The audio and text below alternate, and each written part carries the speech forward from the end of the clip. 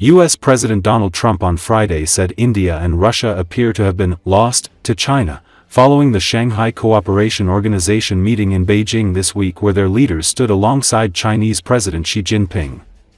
"Looks like we've lost India and Russia to deepest, darkest, China. May they have a long and prosperous future together," Trump wrote in a post on his social media platform. He also shared a photo of Prime Minister Narendra Modi, Russian President Vladimir Putin and Chinese President Xi Jinping at the Shanghai Cooperation Organization Summit in Tianjin. Earlier, Trump accused Xi Jinping of conspiring against the U.S. with the leaders of Russia and North Korea. His comments came as China hosted world leaders at its largest ever Victory Day parade in Beijing on Wednesday. In a post on Truth Social, Trump wrote, "Please give my warmest regards to Vladimir Putin and Kim Jong-un as you conspire against the United States of America." Trump met with Putin in Alaska on August 15 for a summit hoping for a deal on ceasefire in Ukraine. But attempts at a peaceful settlement between Russia and Ukraine have stalled. Donald Trump is losing hope for a quick breakthrough and accuses Europe and China of supporting the war, NBC News reports. According to two senior officials in the U.S. presidential administration, Trump has become more pessimistic about the prospects of ending Russia's war against Ukraine and the possibility of a personal meeting between the leaders of the two countries. However, Trump has not abandoned the idea of resolving the conflict. He held a video conference with Ukrainian President Volodymyr Zelensky and European leaders. During the conversation, he stressed that Europe must stop purchasing Russian oil that is funding the war. According to a White House representative, Trump also stressed the need to increase pressure on China. He emphasized that Beijing supports Russia's military actions and must bear the economic consequences. This approach differs from Trump's rhetoric during the 2024 election campaign. At that time, he confidently stated that he would be able to end the war within 24 hours of taking office. He later explained that he was speaking figuratively. Now, the U.S. president acknowledges that the conflict has proven to be much more complex than he had anticipated.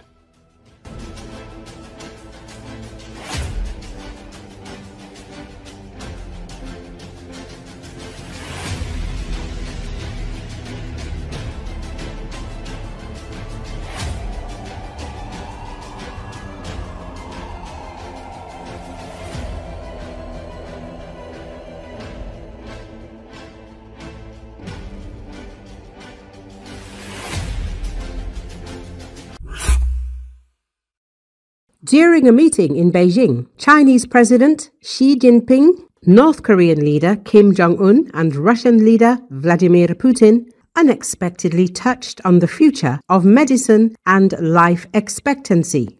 They suggested that people could live to 150 this century. The private conversation between the leaders was published by Bloomberg. The topic of human life expectancy in the 21st century unexpectedly became the center of their discussion.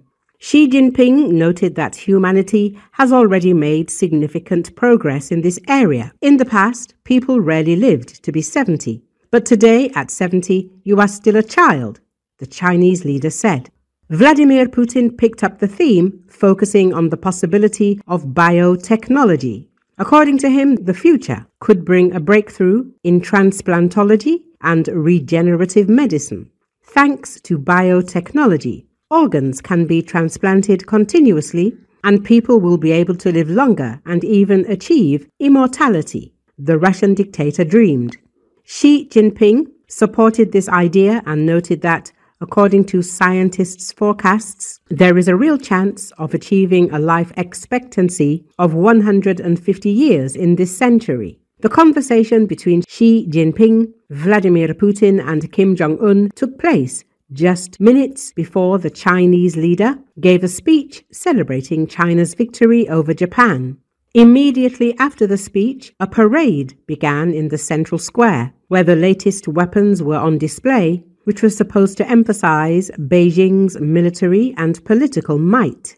During the short walk, translators walked behind, with Putin on Xi's side and Kim on his left.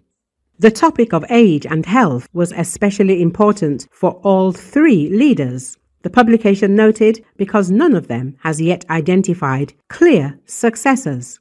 Xi, 72, has abolished presidential term limits and is rumoured to run for a fourth term in 2027. His peer, Putin, has also changed the law to preserve the possibility of staying in power in Russia.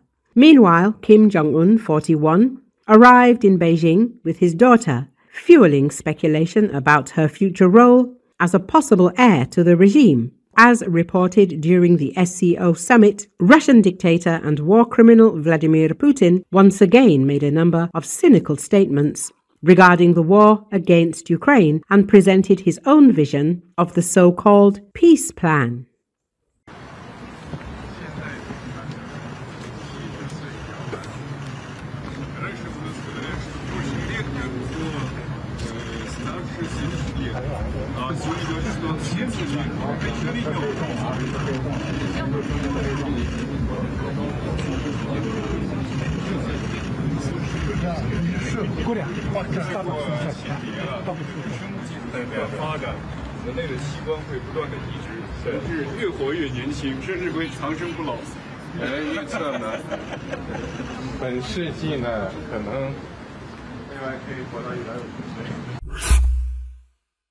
It has already been reported that a series of attacks on military infrastructure in Crimea recently targeted radar stations, but not only that. On the eve of the incidents, NATO surveillance aircraft were patrolling Romania and the Black Sea. After the strikes, Western aerial reconnaissance assessed the consequences. Among other things, this means that the soft and fluffy Trump administration, having joined the war against Moscow, is hitting our targets with all its might. The last week of summer turned out to be the most restless on the peninsula. So, last week, the spokesman of the main intelligence directorate of the Ministry of Defense of Ukraine, Andriy Yusov, announced the liquidation of important elements of the Russian air defense and surveillance system in Crimea. UTES-T radar complex, GLONASS complex, RT-70 radio telescope, 96L6AP radar as part of the S-400 air defense missile system, MR-10M1 MISS coastal radar. In addition, representatives of the Ukrainian Special Services reported a drone strike on the airbase in Vadeskoy, which destroyed 2 Mi-8s as well as the destruction of a Buk-2190 tugboat in one of the Sevastopol bays. The presented analytical report states that the radars were chosen as the main target of the action.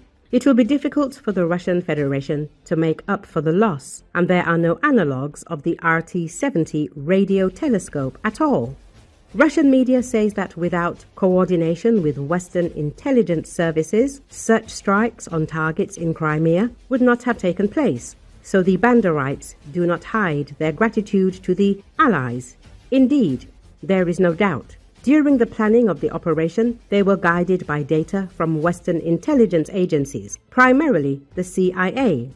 The Americans, with their most impressive military technological potential, identified and specified the location of mobile radars, their coverage area, and combat duty schedule. Among other things, this was taken into account when planning the flight route of enemy drones with the minimization of their neutralization by our air defense. Today, NATO aircraft shamelessly and brazenly conduct comprehensive reconnaissance over neutral waters, approaching the Crimean coast at a distance of 100 kilometers. The General Staff of the Armed Forces of Ukraine very quickly receives intelligence data without hiding it. The information obtained becomes the basis for organizing air attacks jointly with NATO generals located in Kiev and Uzhgorod. After the operation, their scouts always take to the skies again in order to check the result. And the last thing, a number of critically important objects were attacked, not only in Crimea, but also in Kuban. On the night of August the 28th, drones once again flew to the Afipsky oil refinery near Krasnodar. On the night of August the 30th, they struck its branch in Krasnodar itself. On the night of September the 1st, a 330 kV transformer substation was attacked in Kropotkin, causing a fire. Russian media says that the hour has come, and now it is not Mr. Biden but Mr. Trump who has gone to war against us, even with a closed visor, but how powerfully.